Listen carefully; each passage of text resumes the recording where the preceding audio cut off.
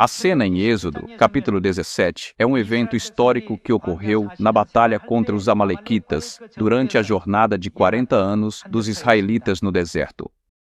Vamos ler o versículo 8. Então veio Amaleque e pelejou contra Israel em Refidim. Com isso, ordenou Moisés a Josué: escolhe-nos homens, e sai, e peleja contra Amaleque. Amanhã estarei eu no cimo do outeiro, e o bordão de Deus estará na minha mão. Fez Josué como Moisés lhe dissera, e pelejou contra Amaleque. Moisés, porém, Arão e Hur subiram ao cimo do outeiro. Quando Moisés levantava a mão, Israel prevalecia. Quando, porém, ele abaixava a mão, prevalecia Amaleque. Ora, as mãos de Moisés eram pesadas, por isso tomaram uma pedra e a puseram por baixo dele, e ele nela se assentou. Arão e Hur sustentavam-lhe as mãos, um de um lado e o outro do outro. Assim lhe ficaram as mãos firmes até o pôr do sol. E Josué desbaratou a Amaleque e a seu povo a fio de espada. Josué assumiu a função de ir ao campo de batalha para lutar contra os amalequitas.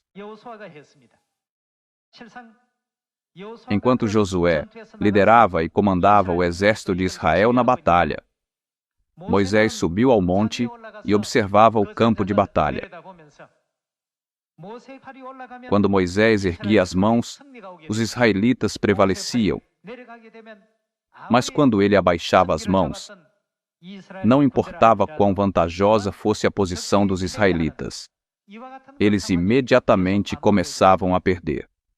Portanto, o fator que podia determinar a vitória ou a derrota da batalha não era Josué, mas Moisés.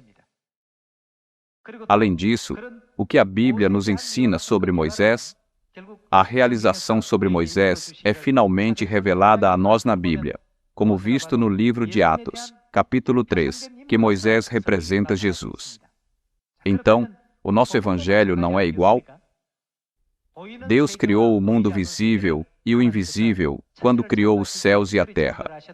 Atualmente, estamos conduzindo a obra do evangelho no mundo visível, mas o resultado do evangelho pode ser bom ou ruim, dependendo do que Deus faz no mundo invisível. Se Deus erguer o seu braço, o nosso evangelho prosperará. Não é verdade? Porém, o que aconteceria se ele abaixasse os braços?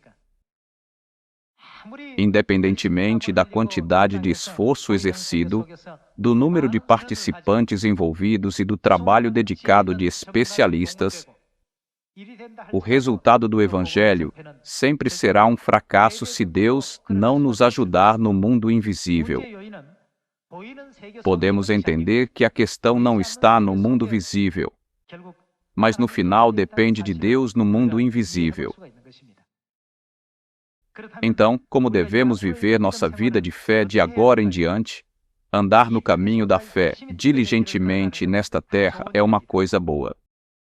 Porém, a fé que não reconhece Deus no mundo invisível não produzirá resultados. Portanto, quando Deus se comove, o nosso evangelho pode ser cumprido.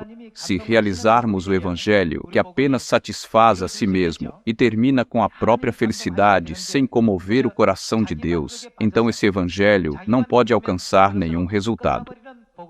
Mesmo que Josué fosse um general excepcional, com excelentes habilidades marciais, e mesmo que o exército israelita consistisse inteiramente de guerreiros, cada um valendo 100 homens, eles não poderiam ser exércitos excepcionais enquanto os braços de Moisés estivessem abaixados.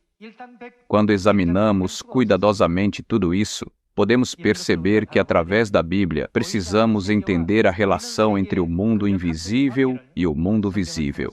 Mesmo com apenas essa cena registrada em Êxodo, capítulo 17, é mais do que suficiente para entendermos completamente por que devemos orar a Deus, oferecer nossos desejos e dedicar nossa sinceridade a Ele.